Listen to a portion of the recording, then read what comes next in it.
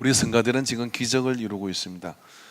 왜냐하면 연습 시간이 없이 성가대를 연습해야 되고 또 이렇게 모여서 함께 찬양하는 것 자체가 제약시되는 그런 가운데 위대한 헌신들을 하고 있음을 우리가 기억하고 더 많은 격려와 기도의 후원들을 바랍니다.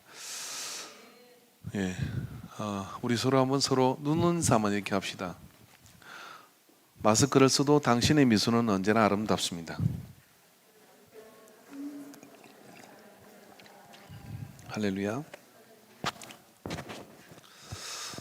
매주 여러분의 얼굴들을 볼 수 있어서 너무 감사드리고요. 지금 줌 영상 띄울 수 있습니까? 줌을 통하여 얼굴을 보이고 있는 분들과 함께 또 서로 인사를 나누도록 하겠습니다. 한 분이 보이고 나머지 저건 또 주목은 뭐죠? 깜짝 놀랐어요. 정우 집사님, 정우 권사님, 본 걸로 하겠습니다. 아직 그 영상을 아직 켜지 못한 분들이 있는 것 같은데요. 우리 보인 분들과 함께 서로 할렐루야로 인사를 하도록 하겠습니다. 할렐루야. 속히 만나게 되기를 바랍니다. 돌려주십시오. 어릴 때 주일학교를 다녔던 기억이, 저도 이제 나이가 조금 들다 보니까 그런 어떤 이야기들이 조각조각 이렇게 생각나는 것들이 있습니다. 이렇게 저희 주일학교 선생님이 재미있는 설교를 하나 해주시고 그 설교 중에 하나의 이야기를 이렇게 해줬는데 그 이야기가 저한테는 내내 좀 되뇌어지는 그런 이야기이기도 합니다. 그 이야기는 어떤 이야기냐면, 예수님께서 어느 날 12명의 제자들을 향해서 내가 이제 산으로 올라가려고 하니까, 산으로 올라간다는 게 뭐 절에 간다는 이런 이야기가 아니라 예수님과 함께 이제 산상수훈의 말씀을 전하기 위하심인지 뭐 모르지만은 성경에 없는 이야기고 제 이야기를 너무 또 심각하게 신학적으로 저한테 따지고 들지는 마십시오. 저도 그 선생님한테 들은 이야기니까. 아마 그 선생님이 어떤 책에서 본 것인지 지어낸 비유인 것 같아요. 그래서 예수님께서 그 12명의 제자들에게, 자, 나를 따라 저 산으로 올라가자라고 말씀하시며 돌 하나씩을 주어서 들고 오라, 이렇게 주님께서 말씀을 하셨대요. 그랬더니 12명의 제자가 돌을 하나씩 들고 올라가죠. 제일 먼저 예수님을 제일 많이 따랐던 베드로는 주변을 이렇게 돌아보다가 가장 큰 돌 하나를 힘을 들여서 겨우 들 수 있는 그 돌을 자기 품에 이렇게 안고 예수님을 따라 나섰습니다. 그들을 따라 다른 제자들도 자기의 체구에 맞는 적당한 그런 돌들을 가장 가까운 데서 대부분의 제자들은 이렇게 주었어요. 그 중에 미운 돌박이인 이 가룟 유다는 어떻게 했겠습니까? 야, 똑같은 다 돌인데 예수님이 돌을 주어라 그러지 크고 적은 것을 이야기하셨냐? 그러니 돌이면 되는 거 아니야? 라고 얘기하고 머리 좋은 이 가룟 유다는 부술 만한 돌 하나를, 이것도 돌이니까 이 돌 하나를 호주머니에 슬쩍 넣어서 예수님을 따라 나섰다고 합니다. 그렇게 산 둥측에 동착한 예수님께서는 그곳에서 예수님의 진리를, 이거 조금 키워주세요. 예수님의 진리를 전해주시고, 그리고 또 말씀하시고 난 다음에 시작하시는 시간이 되어서 점심시간이 된 것이죠. 그때 예수님께서, 자, 이제 내가 너희들을 위해서 빵을 준비하고 기도할 테니 식사를 하자라고 얘기했어요. 주님, 이곳에는 떡이 없습니다, 빵이 없습니다, 그렇게 얘기했어요. 아니다, 너희들이 가져온 그 돌이 오늘 네가 먹을 양식이다 라고 이렇게 말씀을 하셨어요. 그리고 축사하고 난 다음에 돌이 변하여 빵이 되는 역사가 나타났죠. 결과는 어떻게 되겠습니까? 가룟 유다는 구슬만한 빵을 하나 입에 털어놓고 끝이 났을 겁니다. 그러나 자기 몸이 힘겹도록 들고 왔던 베드로의 그 돌은 넉넉하게 예수님도 먹이고 가룟 유다한테 좀 나눠주고 넉넉한 그런 어떤 빵으로 바뀌었다는 이야기가, 한참 배고프던 어린 시절에, 야, 주님께서 우리가 예수님 몸을 시키면 이렇게 따라서 열심히 해야 되겠구나 하는 그런 헌신을 가지게 되는 그런 어떤 이야기였어요. 아마 그 이야기는 풍자일 겁니다. 그러나 그 이야기 속의 풍자의 핵심은 뭐냐면은, 주님께서 우리에게 요청하실 때 그렇게 따지고 뭐 말을 많이 하고 그렇게 따라가는 것이 아니라, 주님이 시켰을 때는 의미가 있겠지 하고 손과 발을 동원해서 봉사하고 헌신하는 베드로가 나중에 그런 보상을 받았다고 하는 그런 어떤 옛날 이야기의 교훈이 아닐까 이렇게 생각을 합니다. 우리가 이렇게 이제 신앙생활 하다 보면 참 심오한 진리를 전하는 입술도 놀랍고 위대한 일이죠. 그러나 오늘 본문에서 우리가 언급했던 이 다비다라고 하는, 정확하게는 타비사라고 하는 발음인데, 이 타비사라는 여인의 헌신은 좀 다른 색깔을 우리에게 가지고 있고 오늘 이 시대에 우리에게 주는 그런 의미가 있는 것 같습니다. 왜냐하면 이 다비타는 성경에 언급하기를 뭐라고 그러냐면 여제자라고 그렇게 여기에서 요빠에 다비다라 하는 여제자가 있으니라고 이렇게 말씀을 하셨어요. 여러분, 여제자라는 이야기는 예수님의 제자인데 여자였다 이런 뜻입니다. 예수님의 제자는 12제자만 있는 것이 아니라 70인 120명 마가의 다락방에서 성령을 받은 그 무리들이 있은 것이죠. 근데 요빠 지역에는 이 다비다라고 하는 여제자가 있다 하는 이야기를 이 사도행전에 교육했다는 이야기는 그가 예수님을 따라다니던 초기 예수님의 제자의 무리 속에 있었다고 우리는 추정할 수 있습니다.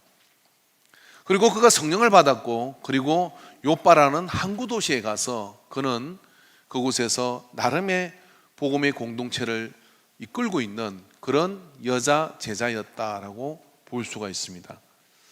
근데 그런 어떤 이 다비사는 다비다라고 하는 이 여제자는 연히 그런 사도들과는 좀 다른 그런 모습으로 이 사도행전 9장에 등장을 해요. 그런 그리스 사람인 것을 우리는 알 수 있습니다. 왜냐하면 타비사라고 하는 이 말이 그리스어로 가젤이라는 그런 뜻입니다. 이런 가젤이 뭔지 아시죠? 톡톡 뛰어다니는 사슴과의 그런 어떤 짐승입니다. 그런 다비사라고 하는 그런 아름다운 소녀였던 이 여인이 예수님을 만나서 어떤 경로로 거쳤는지 모르지만 초대교회에 든든한 그런 믿음의 그런 여제자가 되어서 한 공동체를 이끌고 있는 그런 영적 지도자가 되어 있는 것을 볼 수 있습니다. 여제자, 그런 풍부한 제자의 그런 진리와 예수님의 그런 어떤 이야기들을 전할 수 있는 그런 심오한 진리를 가슴에 품고 있는 사람이었죠. 그러나 사도행전 어디에도 이 다비다라고 하는 여제자가 마치 사도 바울처럼 베드로 전후서를 쓰고 사도 바울이 그런 서신서를 통하여 예수님에 대한 말씀을 재해석하는 그런 심오한 신학적 진리를 써놓은 것은 하나도 없습니다. 그러나 그는 그의 삶을 통하여 예수 그리스도의 부활 복음과 부활의 능력과 이런 것들을 요빠 지역에 명백하게 각인시키고 그 길을 열어가는 그런 위대한 전도의 문을 열었다고 하는 것이죠. 오늘 우리가 좀 앞서서 보면 42절에 온 요빠 사람이 알고 많은 사람이 주를 믿더라. 다비다의 부활이 온 요빠 지역에 많은 사람이 주를 믿게 되는 그런 전도의 문을 이렇게 열어주게 된 것입니다. 제가 목회를 이렇게 하다 보면은 성도님들도 등급이 있습니다. 제가 볼 때 여러분의 등급은 저는 몰라요. 하나님이 아시겠죠. 제 이야기를 듣고 시험 들지는 마십시오. 근데 우리 교회는 전부 다 A급 성도들만 계십니다.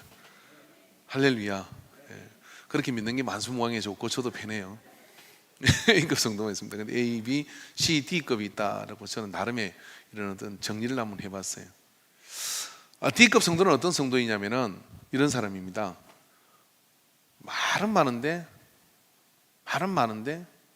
일도 하지 않아요. 섬기고 봉사하는 일이 전혀 없어요. 1년 가고 10년 가도 뭐 없어요. 제가 볼 때는 D급입니다. 근데 C급은 어떤 성도이냐면 말도 없고 일도 안 해요. 이분이 더 나아요. 뭐 자리를 지키니까 얼마나 놀라운지 몰라요. 제가 이제 그런 분들 이렇게 봅니다. 저는 여기서는 못 봤어요. 옛날에 C급 성도는 어떤 사람이냐면 말도 많고 일도 잘해요.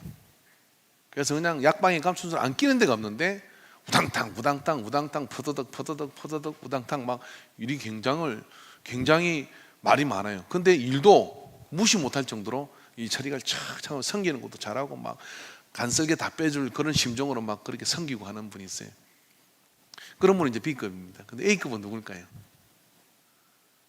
말은 없는데 일도 그렇게 섬기고 봉사하는 일은 누구보다도 앞장서 잘해요.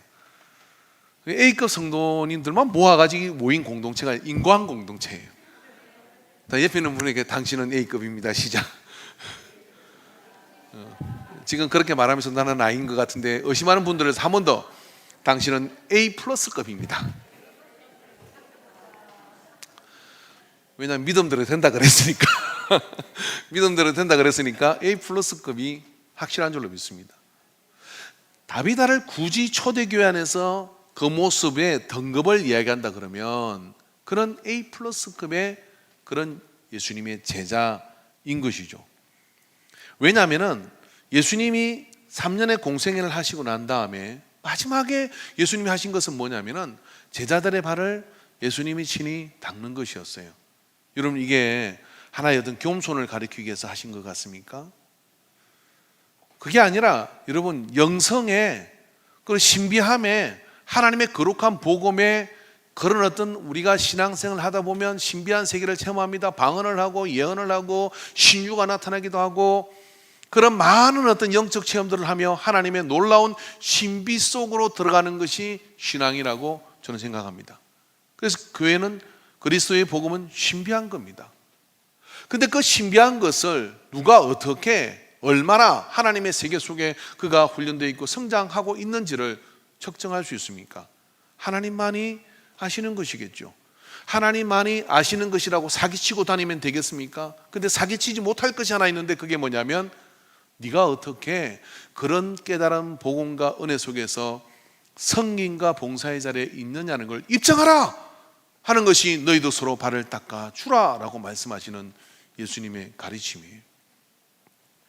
그래서 교회의 성장과 교회의 어떤 그런 지속성과 교회가 이 땅 속에서 세상을 정복해 갈 수 있는 그런 어떤 다리와 위력은 철저하게 섬김, 사랑으로 하는 섬김과 봉사의 공동체를 만들고 그 봉사의 헌신이 교회의 담장을 넘어 세상 속으로 향할 때 세상은 교회를 향하여 나오게 되어 있는 겁니다.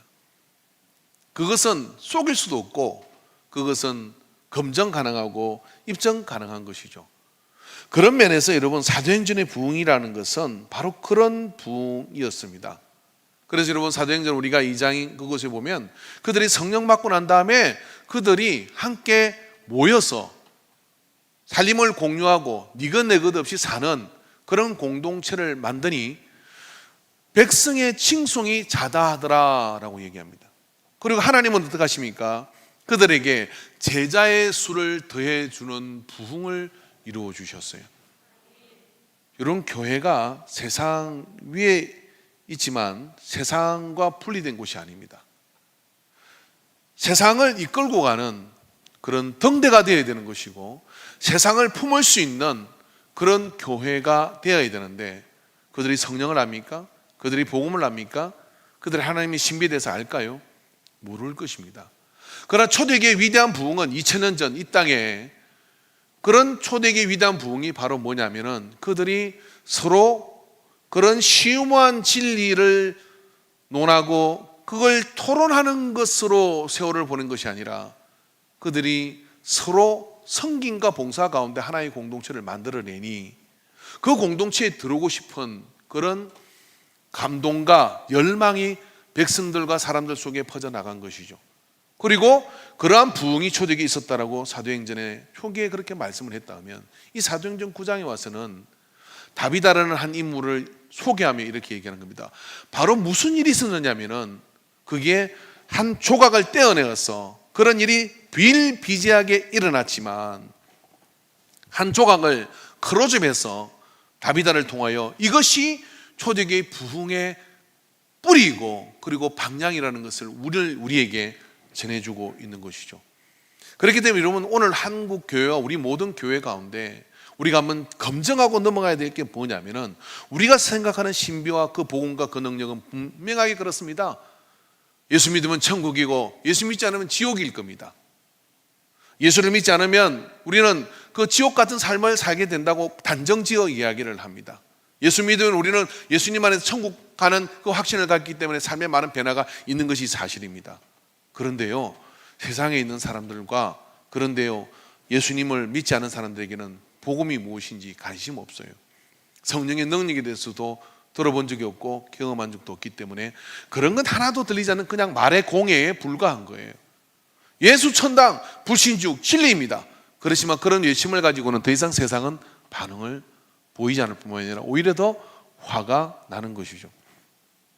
근데 초대기 2000년 전에도 그렇게는 하지 않았다는 거예요.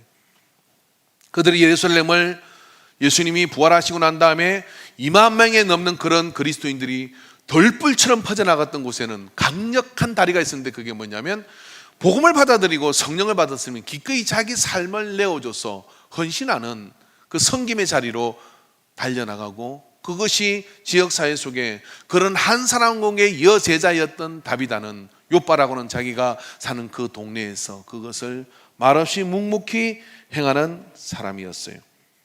여러분, 그런 다비다가 갑자기 졸지에 소천을 하게 된 겁니다. 근데요, 이 소천을 하는 그런 가정에 100명이 뭘까 제가 생각해보니까 가로사일 거예요. 왜냐하면 너무나 많이 섬기고 봉사하고 수고했기 때문에 그거는 어떤 자기 희생과 헌신이 없이는 되는 일이 아니거든요. 피곤하지 않은 사람이 어디 있겠습니까? 힘들지 않은 사람이 어디 있겠습니까? 근데 나는 피곤하니까, 나는 힘드니까 그렇게 할 수 없으라고 물러나는 사람이 있는가 하면, 제가 만난 어떤 은혜로운 권사님은 이렇게 말씀을 하시더라고요. 죽어지면 썩어질 몸뚱아리 뭘 그리 아낍니까? 권사님 좀 헌신을 하게도 이런 몸 생각 좀 하세요. 아이고 목사님, 그런 잠시 후면 저는 날아갈 건데 내가 뭘 아낄 몸뚱아리가 어디 있습니까? 다 땅에 묻어지면 썩어질 몸뚱아리고 내 영혼은 새롭게 되어 주님이 나를 새 몸으로 주실 것인데. 할렐루야. 그 말씀을 하시는데 목사가 굉장히 부끄럽더라고요. 그런 헌신을 가지고 가는 다비다. 그 다비다가 소천을 하게 됐을 때 그 주변에 있는 혼자 된 여인들은 땅을 치고 통곡하며 그 이별에 대한 슬픔과 아픔을 토로했습니다. 여러분, 제가요 목사가 돼서 참 해보는 것 중에 제 인생에 큰 플러스가 있다 그러면 그것은 장례를 많이 치르게 된다고 하는 거죠. 그래서 그렇지만 우리 인간교회 사랑하는 교우들은 제가 이어서 목하는 동안에 고개를 들고 아멘을 크게 하시기 바랍니다. 절대로 여기 있는 목사가 여러분의 장례를 치르지 않도록 9988 만수무강 하여서 주님의 은혜 가운데 서게 되기를 바랍니다. 그래서 제가 은퇴하고 난 뒤에 뭐 알아서 할 일입니다. 절대로 그런 일을 만들지 마십시오. 근데 그게 뭐 뜻대로 되나요?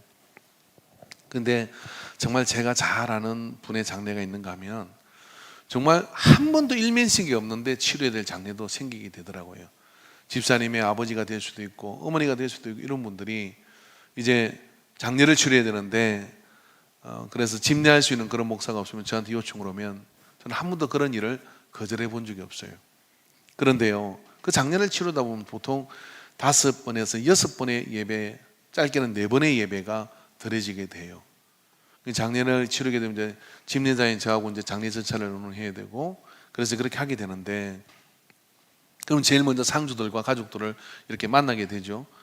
거기서부터 저는 한 번도 대면하지 않은 분의 그 장례를 집례해야 하는 겁니다. 그러다 보니까 제가 무슨 말씀을 준비해야 되고, 그래서 그분에 대한 어떤 향기를 이렇게 맡아야 되는 거예요. 그런데요, 사람마다 이 장례가 마치 향나무가 도끼에 찍히고 진흙이 질 때 가장 향을 진하게 풍기는 것처럼 사람마다 냄새가 있고 향기가 있더라고요.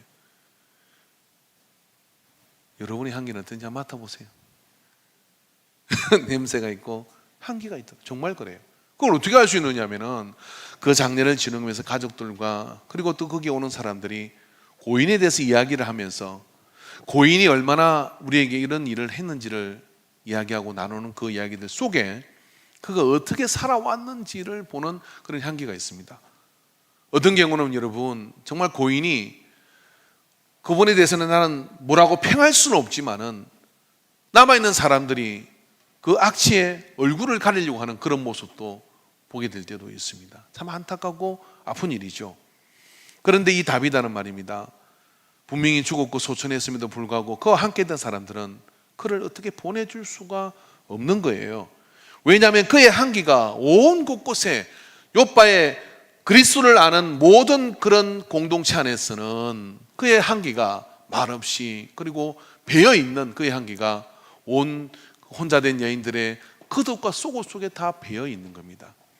그릇과 속에 배어있는 그 향기가 진하지 지내기 때문에 그들은 이 다비다를 소천함에서도 불구하고 왜 그런 생각할 수 있죠? 당신 너무나 수고하고 너무나 힘들지 평안히 좀 쉬십시오 라고 해야 되는데 그분을 보내드릴 수 없을 정도의 한계가 그의 죽음을 감싸고 지고 있었어요.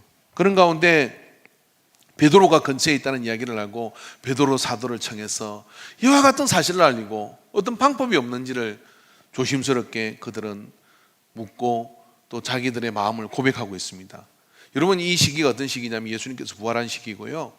예수님께서 부활하실 때 무슨 일이 있었느냐면은 죽은 자들의 무덤이 열려서 그곳에서 많은 죽은 자들이 살아나는 부활의 사건들이 아주 근접한 시기에 있었던 것을 우리는 알 수가 있어요. 그러니까 그들은 당연히 이런 생각을 할 수 있는 것이죠.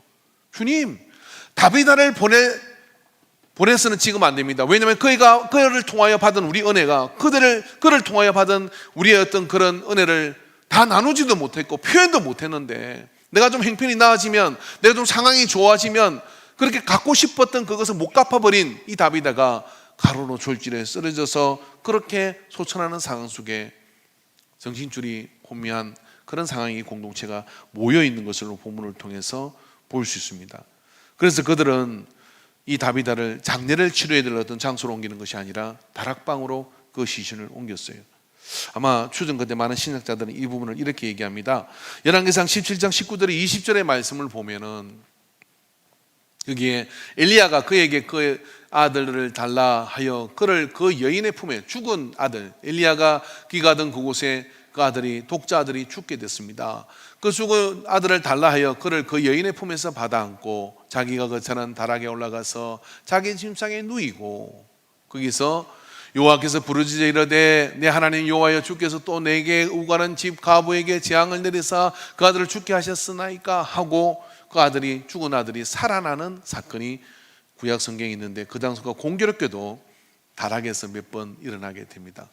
아마 요바에 있는 그들은 이 다비다를 장례를 치를 장소로 옮기는 것이 아니라 그러한 희망, 부활 신앙의 희망을 가지고 이런 다비다는 지금 가면 안 됩니다 하는 그런 심정으로 다락방에다가 그 시신을 올려놨어요. 그리고 베드로를 청하여 그 다락방의 시신 앞에서 그들이 울고 탄식하며 있을 때 베드로가 그곳에 방문을 하게 된 것이죠.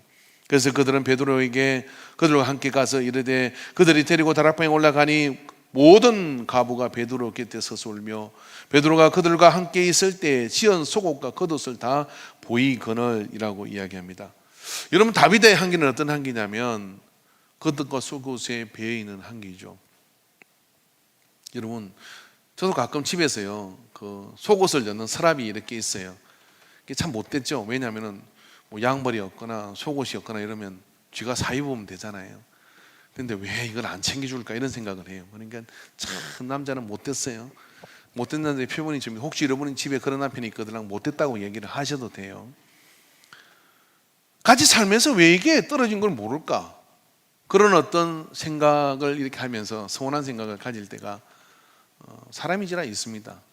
그런데요, 다비드는 어떤 사람이냐면은 같이 신앙생활하는 혼자된 여인의 속옷이 헤어진 것을 알고 있는 사람이에요. 그런 심오한 진리를 전한 일이 없어요. 그 심오한 진리에 대해서 성경에 한 절도 나오지 않습니다. 그가 영적 깨달음을 주고 심오한 진리를 전하는 사람이었다면 그 혼자 된 여인들이 모여서 그가 우리에게 전해준 그 말씀의 은혜가 얼마나 큰 것인데 주님 그런 말씀을 더 들을 수 있도록 지켜주십시오 라고 그렇게 하소연해서 됐는데 보인 것이 겉옷이요 보인 것이 속옷입니다. 베드로가 남자인데 말이에요. 혼자 된 여인이 보십시오 이 겉옷을 다비다가 지어줬어요. 보십시오 이 속옷은 다비다가 주어졌어요. 여러분, 그 당시 옷을 입는다고 하는 거는 천을 짜는 겁니다. 짜서 그걸 만들어서 키워서 그분의 사이즈를 알아야 돼요. 또 그래서 그렇게 해서 키워주는 거죠. 근데 누가요? 여제자 다비다가 그렇게 했다는 얘기입니다. 제가 자주 쓰는 이야기 중에 정말 옆에 있는 여자분에게 당신은 지금 행복한 시대를 삽니다. 시작. 불과 70년 채 전에요 살았던 할머니가 저한테 이렇게 얘기를 해주시는 거예요. 요즘 여자들은 그럼 꼰대라고 하겠지만 아유, 정말 편한 거예요. 그때 조선 시대를 지나서 시신인 남자들은 지금보다 곱하기 100은 못된 남자들이에요. 난 그거 듣고 기절하는 줄 알았어요. 저 사람이 얘기하잖아요. 세상에 말도 마시오. 두루마기를 입혀서 장날이면 그 두루마기를 입고 흰 적상가의 두루마기를 입고 이제 장에 나가는 거예요. 장에 나가서 친구를 얼마나 만도 막걸리 한 사발을 해. 그래가지고 진흙탕에 포장도 안 돼 있잖아요. 해 딱 자빠지면 이게 막 흙탕물이 들고 오물이 묻어가지고 그래가지고 망고강산 좋을 쉬고 집에 와요. 이놈 영감탱이가 그러면 옷을 뺏겨서 뭐 그거 빨 수 있겠죠. 뭐 세탁기가 돌리면 세탁기가 어디 있어요? 근데 옷을 다 뜯어야 돼. 그러니까 여자는 바느질을 못하면 여자가 아닌 거예요. 다 뜯어서 요런 천으로 다 뜯어가지고 그거를 빨래를 해요. 빨래 방망이로 때리고, 예? 또 빨아서 집에 와서 다다미 방망이로 때리고. 제가 볼 때 그 여자들이 남자를 때린 것일 거예요. 민수덩어리 여자의 일생 그렇게 때리고 밤새 다닥다닥 다듬이로 태워서 그걸 또 키워 맨날 며칠을 밭에 나가서 품 메고 밥 먹고 소죽 주고 저녁에 와서는 또 바느질해서 그거를 입혀놓으면 또 망고강산 매번 새로운 옷을 입었어요. 야, 어떻게 그렇게 못될 수가 있어요, 그죠? 그게 일상이었대. 여러분, 옷을 끼워 입는다는 게 보통 이런 일입니다. 그러니까 여러분, 아무리 힘들고 그래도 여인들이요, 지금은 행복한 때인 것을 아시고, 제가 이러면 쫓겨날 판인데 옛날에 그랬다 이런 이야기예요. 지금은 그렇게 강큰 남자가 없어요. 어디에 그런 짓을 합니까? 알아서 다 챙겨 먹고 이래야 됩니다. 할렐루야. 근데 남이면 그게 나도 힘들고 어려운 혼자 된 사람인데 혼자 된 여인의 빈궁함과 속옷까지도 알아채는 사람이면 이게 이야기가 달라지게 되는 거죠. 여러분, 우리 공동체가 그렇게 크지도 않지 않습니까? 뭐 200명 미만, 뭐 소속되어 있는 사람이 180 얼마인 것 같은데 다 좋습니다. 그리고 매번 그래도 예배 때 얼굴을 보는, 아니 좀 더 좁힙시다. 여러분의 구역 안에서, 여러분의 청년의 학생의 이 공동체 안에서 속옷이 헤어지는 것을 말할 수 있고 속옷이 헤어지는 걸 눈치챌 정도로 서로 그런 돌보는 그런 모습이 우리에게 있나요?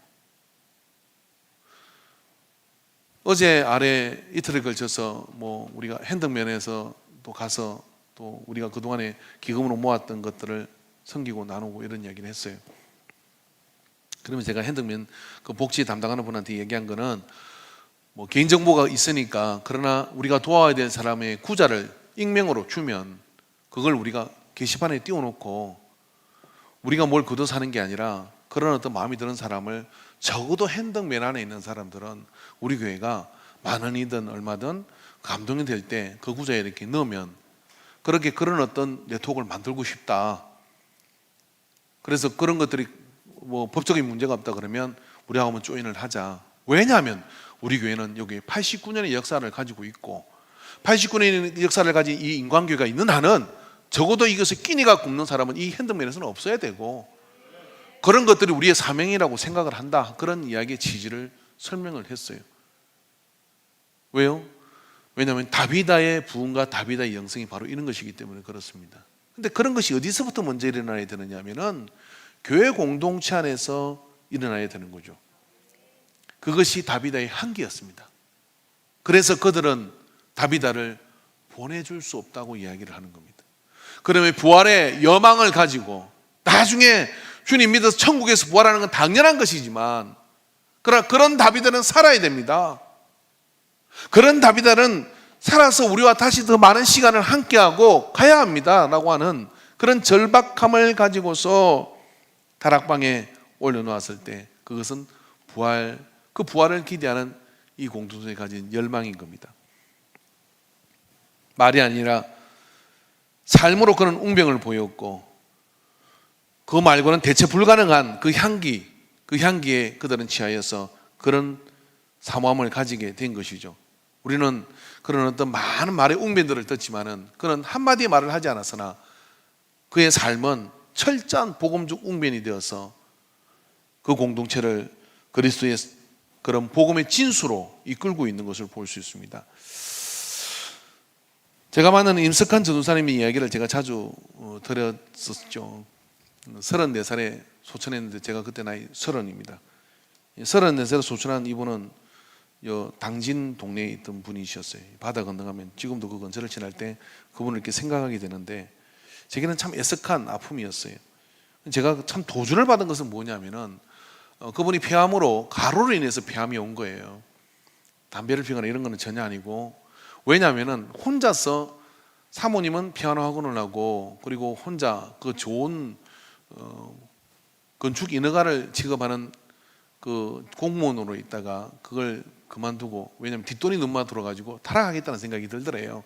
그래서 신학을 공부하기로 작정하고 전도사로서 사역을 했습니다. 근데 혼자 한 300명 가정을 독거노인을 이렇게 돌봤어요. 그러다 보니까 그 집은 굉장히 넉넉한 그런 어떤 집터를 가지고 있는 그런 집이었습니다만은 탑차를 얻어가지고 탑차를 늘 끌고 다녔어요.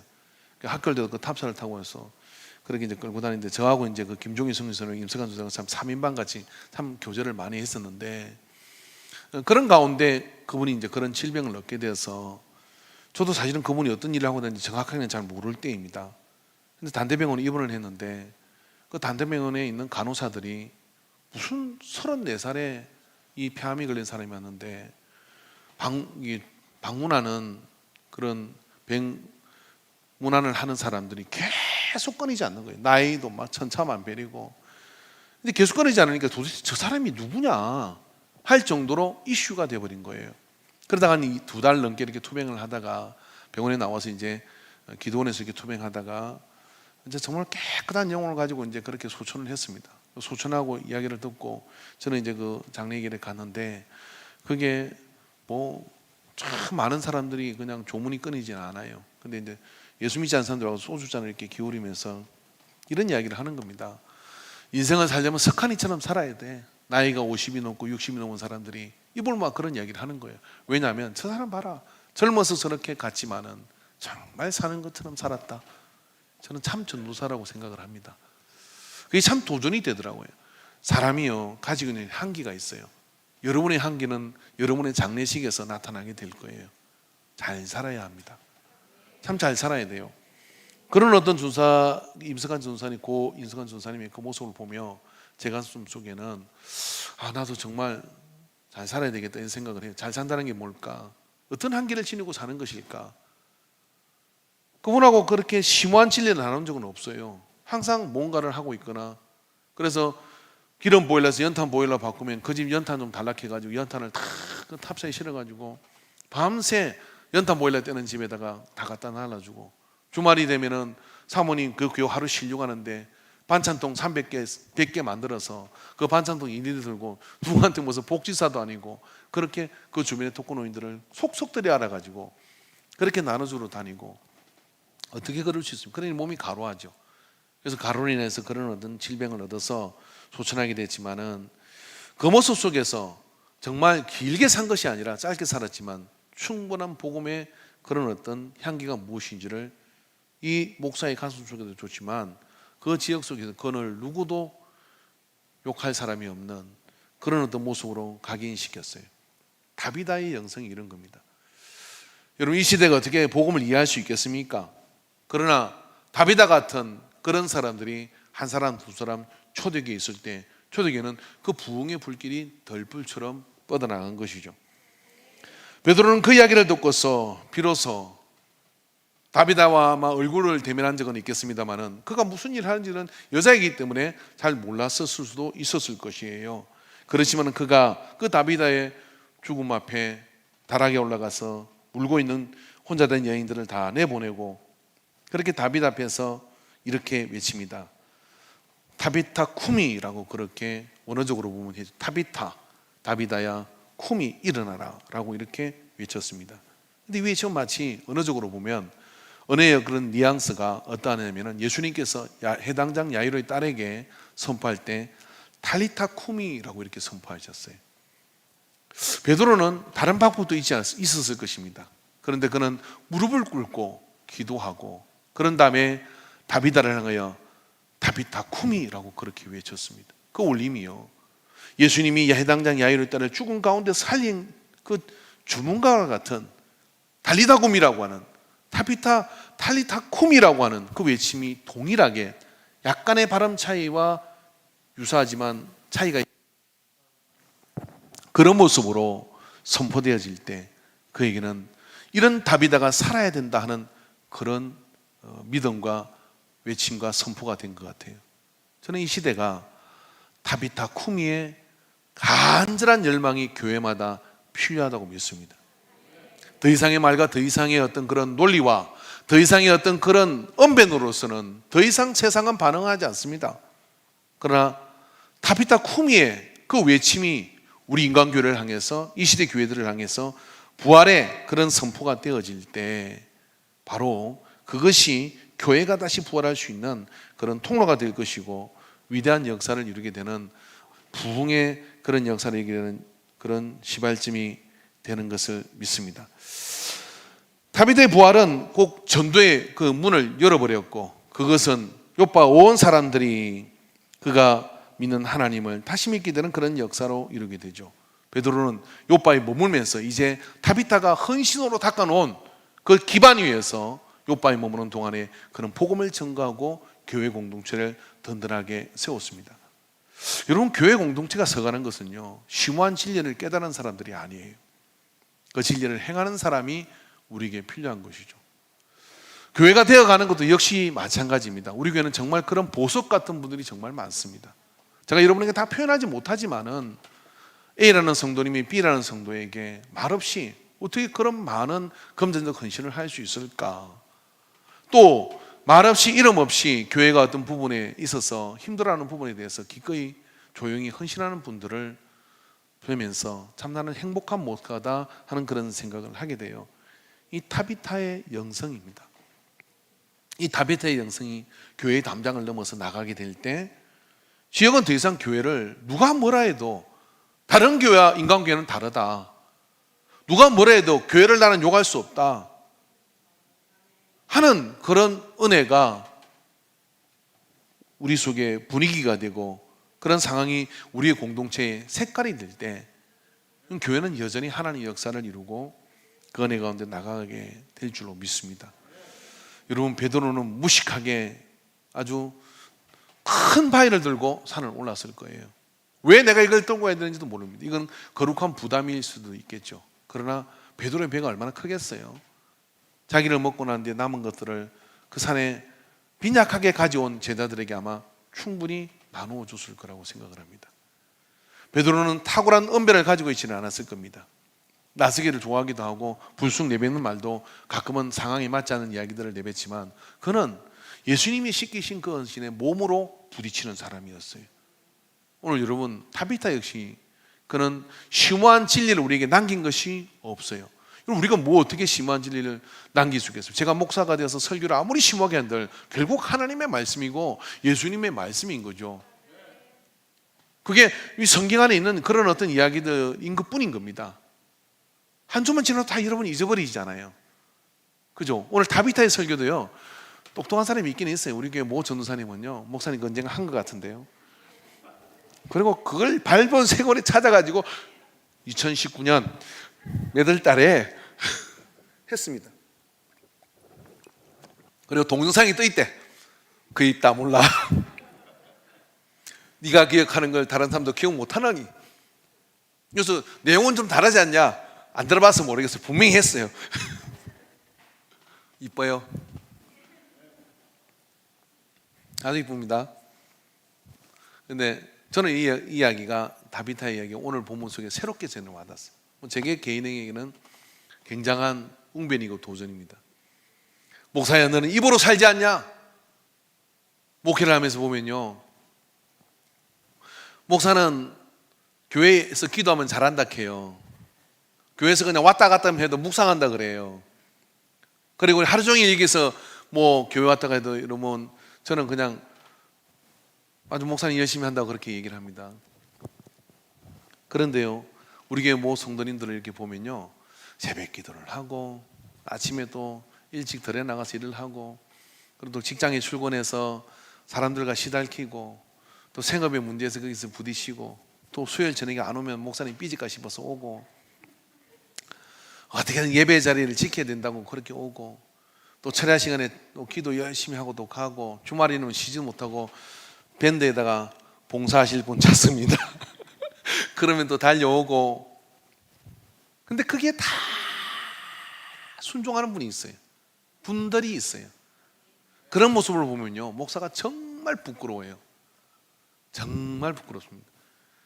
제가 참 부지런을 하지를 못합니다. 근데 최근에 저도 기분 좋은 일이 있었거든요. 아침에 이제 신호를 이렇게 보내기 전에 제가 일찍 하는 게 뭐냐, 마당에 저 장작을 이렇게 정리하는 거예요. 못도 벗고 뭐서 망치다 보니 그걸 거의 뭐 며칠을 계속 하고 있으니까 그럼 뭔가 또 하고 있잖아요. 근데 그 엘림 어린이 차가 우리 교회로 들어오면 그 원장 바깥분이 이제 이사님인데, 그분이 이제 교회 장로님인가 봐, 그런가 봐요. 꼭 오면 이제 운전해서 애를 태우는 걸 집사람이 태우고 나면 내가 태워요. 근데 지난 금요일 날은 이렇게 우리 집사람이 참 목사님이 부지런하십니다. 내 평생에 그런 소리는 못 들어봤어. 어떻게 너는 게으르냐? 약간 게으르거든요, 저는. 근데 부지런, 그 이야기를 듣는데요, 망치질이 힘이 가는 거예요. 막 못을 뽑고 막. 아, 나도 부지런한 목사가 소리를 들었구나. 여러분, 설교가 거기서 거기고 뭐 진리가 거기서 그겁니다. 그런데요, 몸으로 헌신하고 봉사하는 건요, 흉내내기 어려워요. 그건 시간과 온몸이 들어가야 되는 거예요. 타비타의 영성이 교회의 영성이 될 때 사람들은 교회의 입을 주목하는 것이 아니라 그들의 손과 그들의 발을 주목하게 됩니다. 여러분의 가정 속에서 타비타의 영성이 여러분을 주관할 때, 내가 어쩔 수 없이 하는 것이 아니라 내가 내 속에 복음이 들어왔으면 그것으로 한번 타비타처럼 섬김을 실천해 보시기 바랍니다. 가정 안에서 하는 것이 더 쉬울 수도 있겠지만 어려울 수도 있습니다. 그런데요, 이번 주 제가 여러분에게 숙제를 내도록 하겠는데, 일주일에 단 1시간만이라도 이타적 사랑에 집중해서 나와 전혀 무관한 어떤 관계가 있지만 그렇게까지 내가 할 필요가 없는 분에게 한번 섬김으로 헌신해 보기를 축원합니다. 특히 교회 안에서 한번 그런 분들을 찾아보시고 그렇게 헌신해 보십시오. 그래야 복음은 우리 속에 소화돼요. 그래야 복음이, 예수님의 복음이 우리에게 어떤 영향을 나타내는지를 우리가 알게 되는 거예요. 더 이상의 말이 아닙니다. 공예입니다. 더 이상의 입이 아니라 손과 발을 이웃을 향하여 내미는 그런 어떤 손짓이 사방의 옥의 삶을 같은 뉴스 때마다 무슨 교회가 코로나에 발언지처럼 그렇게 얘기하는, 그것에 대해서 질병관리본부에 근무하는 공무원이 데이터를 가지고 이야기를 했다 그러대요. 교회가 어떻게 그런 발언지냐, 데이터를 가지고 이야기를 해보자, 이게 어떻게 그럴 수 있는 일이냐라고 입증을 하지만 그런 소리는 사람들은 듣지 않아요. 그런데요, 우리의 손과 우리의 발이 포진되어 있다 그러면 누가 감히 그런 말들을 함부로 말할 수 있게, 주변 사람이 그런 말 하는 거 아니라고 이야기를 하겠죠. 네가 교회를 경험해봤냐? 라고 그렇게 얘기하겠죠. 그런 분위기가 될 때까지 타비타의 영성으로 교회는 이 어려운 난국들을 극복해 가고요, 그런 일에 우리가 그런 영성 속에 우리가 잦아들게 될 때 여러분, 그것이 큰 전도의 문을 엽니다. 요빠라고 하는 이 항구 도시에, 우리 요빠 가봤잖아요. 베드로가 기 가던 그 집 앞에 우리 사진도 찍었잖아요. 이 성주일에 가신 분들은 그 멋진 항구 도시에 말입니다, 그 도시 전체의 분위기를 여제자 다비다가 가진 그 영성 속에 베드로의 말씀 앞으로 오도록 그렇게 만드는 문을 열어버린 것이죠. 베드로는 큰 바위를 지고 올라갔지만 묵묵한 그의 헌신이 오히려 전하 이북의 기회가 된 것을 기억하고, 저 여러분이 그런 믿음 가운데 또 다른 타비타가 되어서 타비타 쿠미의 주인공이 되기를 주의 이름으로 축원합니다. 기도합시다.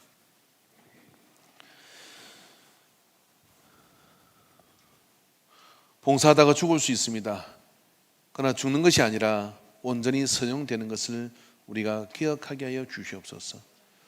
복음이 살아있고 생명이 있다면 그 완벽한 승리는 철저하게 우리의 삶의 헌신으로 표현될 때인 것을 믿습니다.